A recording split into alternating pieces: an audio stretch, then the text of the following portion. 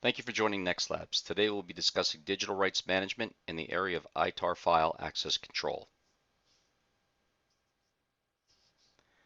The use case is access to protect ITAR files. The business problem is needs to share ITAR files securely. NextLabs solution, project-based file protection allowing users both US and non-US to access ITAR files securely. For the project, we will have 4 different users, Ed and Steve from the US, Hal and Ross, Hal from the UK, Ross from France, each with a different ITAR license if you are not a citizen of the United States.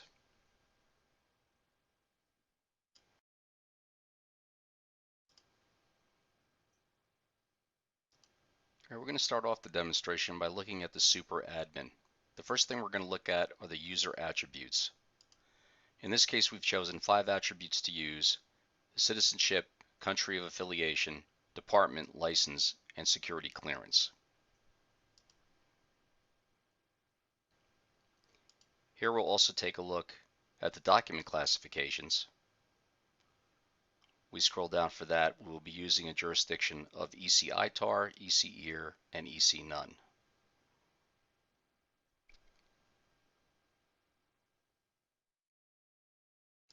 We have listed multiple domain policies that we've set up. In this case, the first one we're going to look at is allow US person with US supplier restricted access to ITAR documents.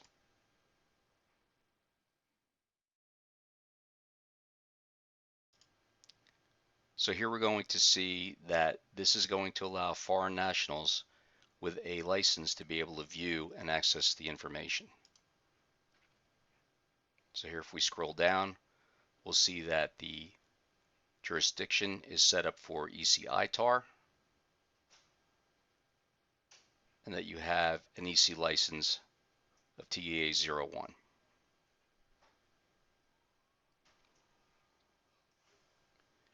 We'll look at the lower section for people. In this case, it's going to be citizenship is not the United States, and you have to have a license of TEA01. And then you have view capabilities if you meet that criteria. Next, we're going to take a look at allow US persons with EC EAR documents to be able to access them.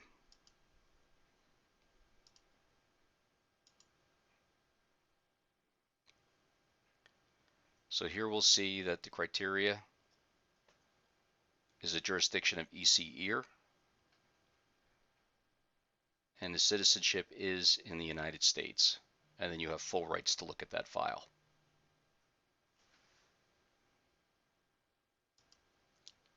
Next, we'll take a look at allow US persons within US employer to access to EC ITAR documents. So again, we'll look at the resources at the top. We'll see that it is jurisdiction is EC ITAR. And in this case, under the people section, we're going to see that the citizenship is the United States and the department is not a supplier, and that your country of affiliation is the US. And you have full capabilities to that file if you meet that criteria.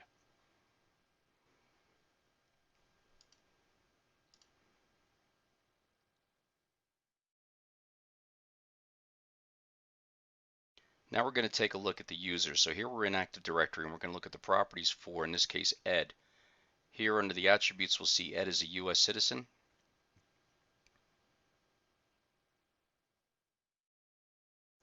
We'll now take a look at Hal. In this case, we look at Hal. Hal is from the United Kingdom and has a license of TEA01. If you look at Stephen's properties, again, he's a US citizen.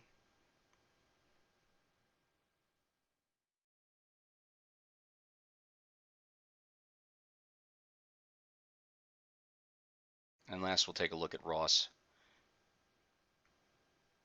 In this case, Ross is from France, and he has a license of TEA02.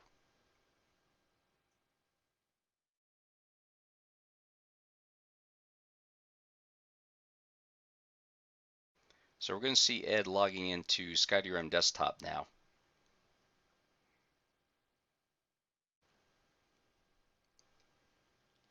So once Ed is logged in, he has a set of files that he has on his desktop that he wants to protect. So the first thing he's going to do is to go to SkyDRM and protect this PDF file. So in this case, when he browses and protects this file, he's going to pick a company-defined policy that's going to look for a jurisdiction of EC none, and then he'll create the protection against that. In this case, they have view, print, reshare, save as, and watermark. So he's now protected that PDF file. He's not going to look at a JT file. In this case, it's a connecting rod. He'll go through the same process.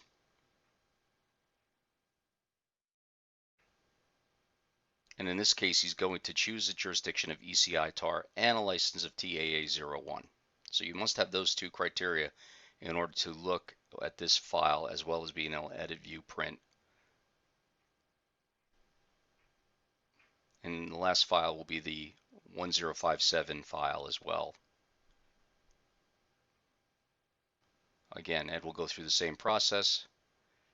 In this case, he's going to pick EC ITAR and a license of TAA02 in this case. And those are the permissions that you'll have on that file. So he's now protected those three files, and now if we look at the file he saved them to, or the folder he saved them to, we'll see that they all are .nxl files. So they've all been protected by SkyDRM at this point. So policy will apply depending on the user to these files. So here he's viewing the file info, and as we can see, this all matches up with what he selected when he originally protected the files previously.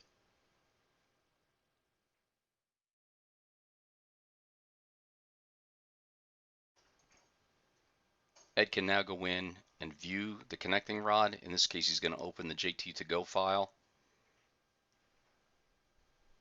And here you can see the connecting rod file within JT2Go viewer. And he'll do the same for the 1057 part. In this case, it's a roller part that he's looking at.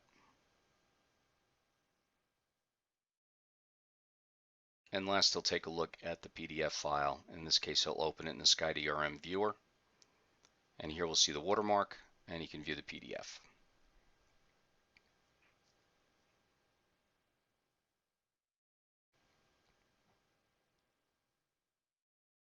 Ed can now turn around and open this up in the SkyDRM viewer as well. So instead of using JT2Go to view the file, he'll now use the built-in SkyDRM viewer to show the connecting rod. So here it brings up the file. We're now going to log out as Ed.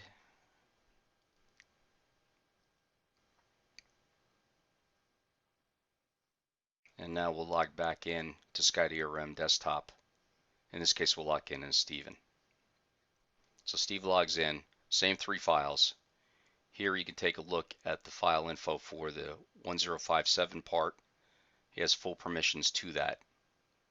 Remember, Steven's from the United States, so he could see all of those files. So he looks at the connecting rod, has full permissions to them, can see all of them.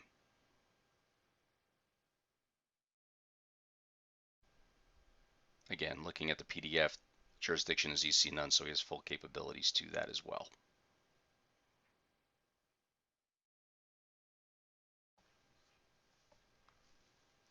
If we log out as Steven, and now we log back in this case as Hal, and if you remember, Hal is from the UK and has a license of TA01, he views the PDF information, and again, has full permissions to that because there is no limit on that since it's EC none. The connecting rod in this particular scenario, he has view capabilities, and that's because he has the TA01 license. When he looks at the 1057 part, you'll notice he has no permissions to view that file. So his license doesn't apply to give him the ability to look at that file. We're going to have Hal log out of SkyDRM. And in this case, we're going to have Ross log in. If you remember, Ross is from France, and he had a license of TAA02. So when Hal goes out and looks at the PDF, again, since there's no restriction on that because it's EC none, he gets the full permissions as well on that. When he looks at the connecting rod, in this case, it's completely grayed out for him because remember that needed a TAA01 license to view it. Now when he looks at the 1057 part, he has view capabilities because he has the correct license that matches against policy for him to have permissions to view that file.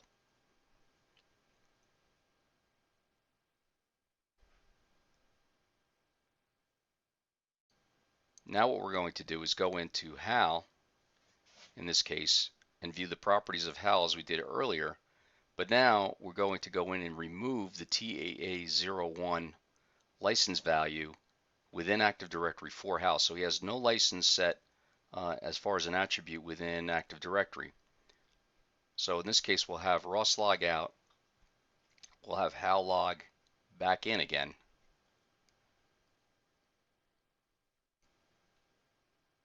So the only thing that's changed is an attribute specific to HAL. So in this case, he can view the file.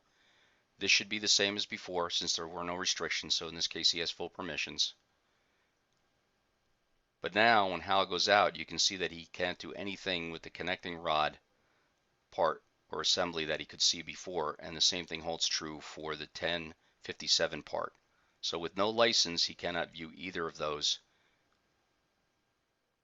since there is not one set. Now we can go back, put the TAA01 value back in for the license, apply that,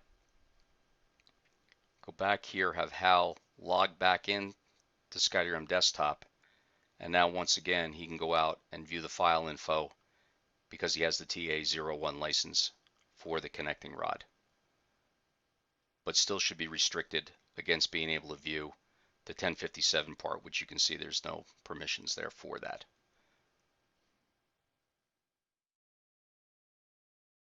And now we'll take a look at Max. In the case of Max, Max is a supplier, so that's his department.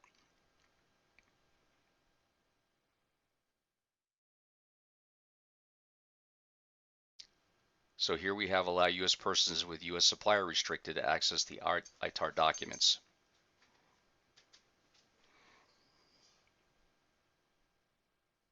So here we'll have, in this case, Max log in. Max, remember, is a supplier, so here he's going to go in. He can view the file info for the PDF. Again, no restrictions because it's an EC none on the jurisdiction. But in this case, when he views the file info, he only can view, and there's a watermark on that particular connecting rod. And the same thing will hold true for the 1057 part. So in this instance, we have two files that are protected by license keys, but in the case of a supplier, the policy then makes the decision to allow him access, but only limited access to view the information for both of those particular parts.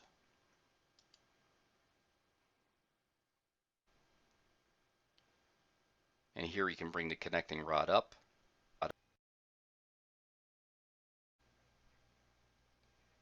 We can now see the connecting rod in the SkyDRM viewer. We can also see that it's been watermarked as well. So in this case, limited permissions to be able to view that part. So in conclusion, with SkyDRM, you can look at different parts and different files, and based on the user's rights and attributes associated with that part, will give them what they're able to look at or not be able to look at based on the permissions using policy within SkyDRM. This concludes our demonstration. Thank you for your time.